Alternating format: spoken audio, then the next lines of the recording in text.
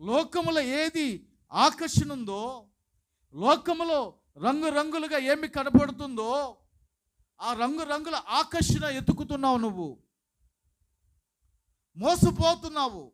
ఆ రంగురంగులు చూసి ఆ రంగురంగులైన లోకంలో పడిపోయి నువ్వు మోసపోతున్నావు. మోసపోయిన తర్వాత అయ్యో అయ్యో అని కేకలు పెడుతున్నావు.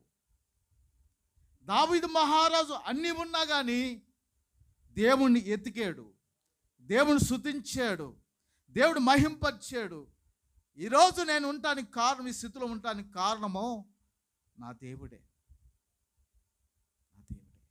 ఓన్లీ నేను గొర్రెలు కాసుకున్న కాపరను. నేను